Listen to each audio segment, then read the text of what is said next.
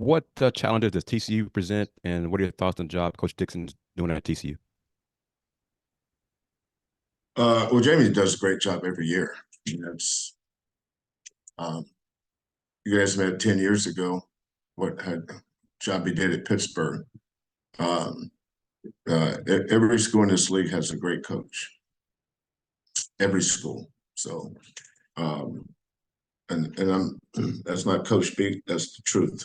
There's these schools, these teams are well coached. They have a plan, have an identity.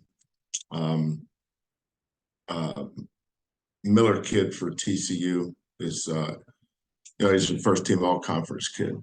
And that's saying a lot in this league. If you're first team all conference in this league, you're probably um, a professional basketball player. Um, but they present issues for us because their length. Uday's 7 foot, really long. Miller's 6'7", but really long. PB's are 3-man. He's 6'8", really long. The guards are dynamic because their leading scorer, the best scoring guard, comes off the bench. Nelson, who was the starting point guard earlier in the year. They've moved the Anderson kid, the point guard, and he's doing a great job. Um, I think the biggest concern with TCU is just 1 through 8 or 9.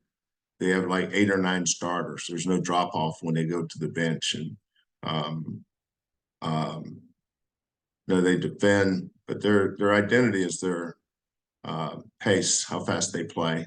They want to play in the 80s and 90s, and I think they're 10-0 at.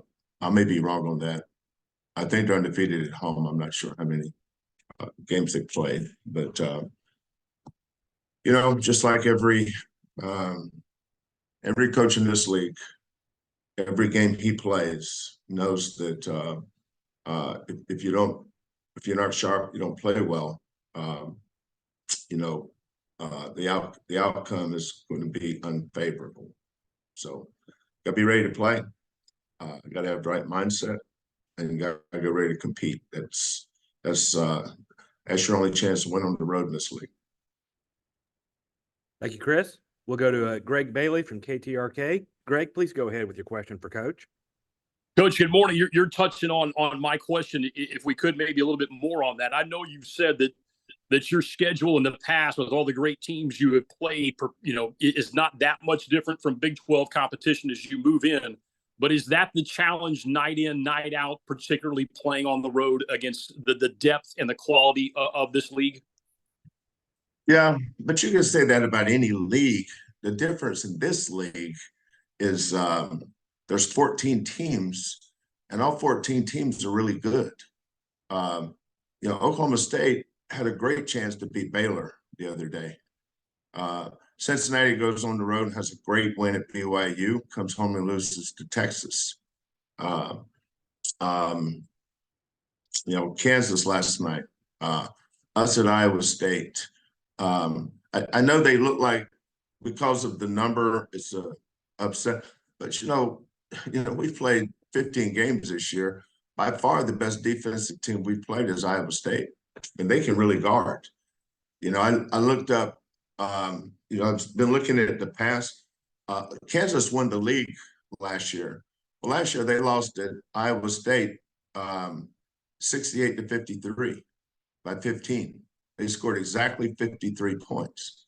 I think the point in saying that is to tell you how good Iowa State defensively is. They hold teams to 53 points because they really guard. They feed off the energy. Their defense really feeds off the energy in that crowd. We got off to a horrific start. Iowa State's, we just had a hard time adjusting to their defense because it was so good. And then once we settled in, we took the lead. So at some point in that game, we were plus 15. And it's not necessarily because we were playing great. We were making some timely shots, but our defense settled in. And we started playing our style of defense. And that's why, we held them to, I don't remember how many points they wound up scoring. I know they had 4 free throws there at the end. But I think that's the thing about the crowds. Everybody has great fan support, and they have knowledgeable fan support because they're all used to winning. You know, TCU's used to winning. Iowa State's used to winning. You know, I coached against Tim Floyd at Iowa State. He won. Larry Stacey at Iowa State. He won. And now TJ is coach, and he's winning. So, but I think the job that Scott Drew's done at Baylor, he established a winning culture, but so did Jamie Dixon. You know, TCU had kind of sporadic success until Jamie got there. But Jamie's gone in there and created a winning culture, and I think that says a lot about the job Jamie does. No matter where he's at, he wins. Thank you, Greg. We'll go back to Chris Gardner, please. Chris, go ahead. Coach, from game to game, when you game plan, do you have not exactly a number, but of more 3-point opportunities based on the opponent going in rather than inside outside kind of combination? More threes based on who you face? Not really. Never done that. Never thought about it, actually. We'll go back to Greg Bailey. Go ahead, Greg. Coach, understanding, of course, as I'm watching on TV, I'm sure Jamal Shead did not play a perfect game, but how does his kind of toughness give you a chance to always succeed in these road environments, no matter who the opponent is? Well, a lot of, going into a road game, the one position that has to be solid, doesn't have to be great, is the point guard. And I thought that the point guard from Iowa State the other night was the epitome of that. He was very steady, ran his team, made a ton of winning plays. He plays a lot of minutes for them, but this league is known for having a great point guard. Every team has a great point guard, and so do we. Thank you, Greg. We'll go to Manav Gupta from the Cougar. Manav, go ahead, please. Good morning, Coach. Good morning, Manav.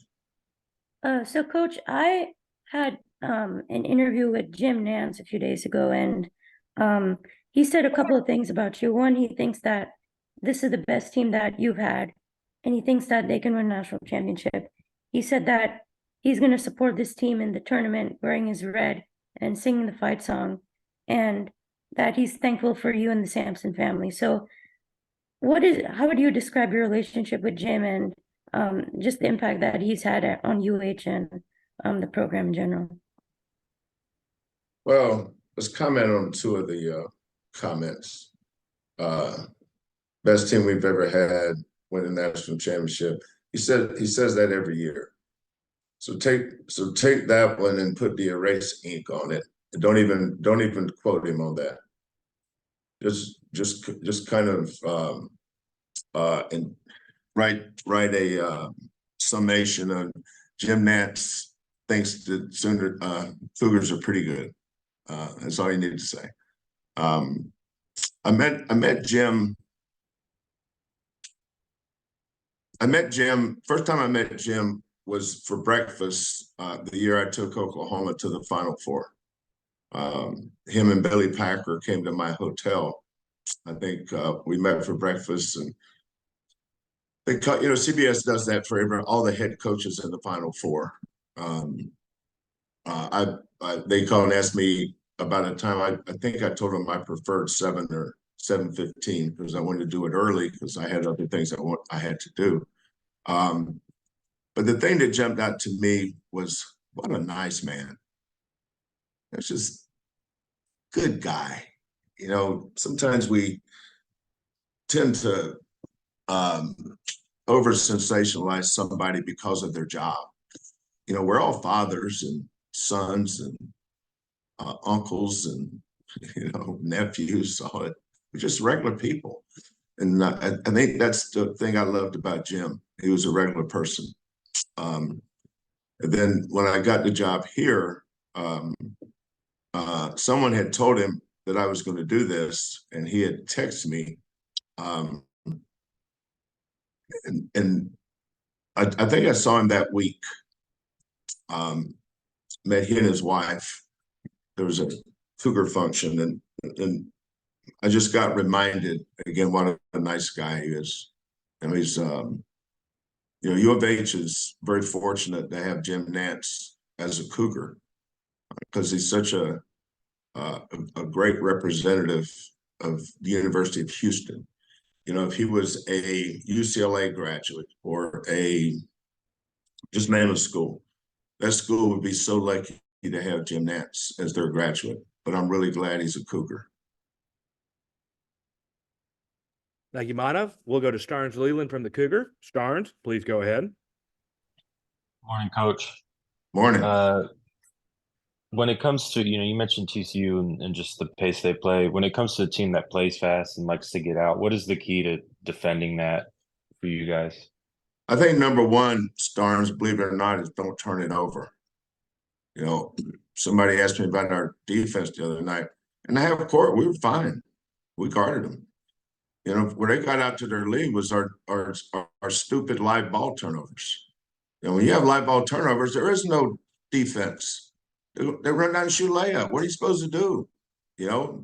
Grab a rope and lasso them and rope them down so they can't score?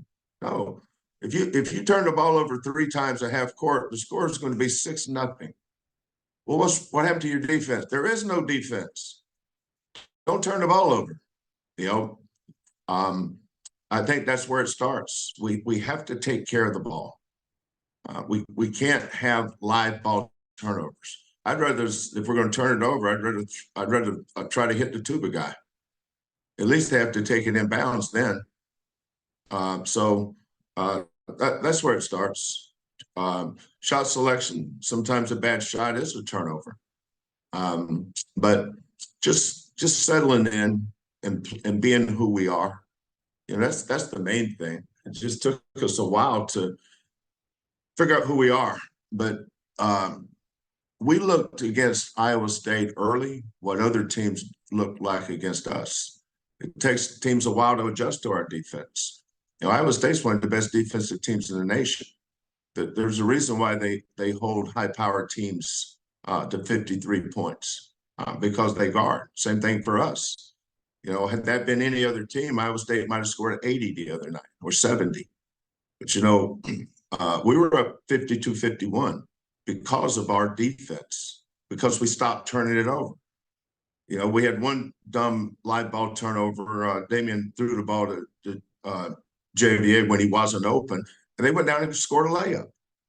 Well, that's because we turned it over. I think we had 4 total turnovers the second half, and that's good. We're one of the best teams in the country at taking care of the ball, so that was very uncharacteristic for us, but I give Iowa State's defense a lot of credit too. We have time for a couple more questions. We'll go back to Chris Gardner, please. Chris, go ahead.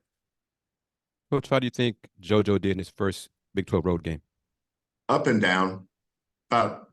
He had some good moments. Then he made some boneheaded plays. I thought one of the greatest plays he made was we threw the ball. We're down 1, and we ran something actually to get it inside because JoJo is deceptively a good passer. He really is. He makes good basketball plays. He knows how to play. Now he still makes some freshman mistakes. He's still 18 years old, and the kid he was playing against the other night, I think, was 22 or 23. So these guys are all older, more experienced. They've been around the block in the Big 12, so they all have an experience advantage on JV and JoJo. But we got the ball into JoJo, and he threw it out to Jamal. Jamal's wide open. Take what the defense gives you. I don't know if you guys remember that play. Jamal passes up a wide open shot, throws it back to JoJo, and they call a charge on it. Kid flopped, but he called a charge. That's J1 misses a point blank blank layups. We had our opportunities, but you know, we had our opportunities. But you give Iowa State a lot of credit. Their fan base and their kids, they play hard, they play smart, and extremely well coached.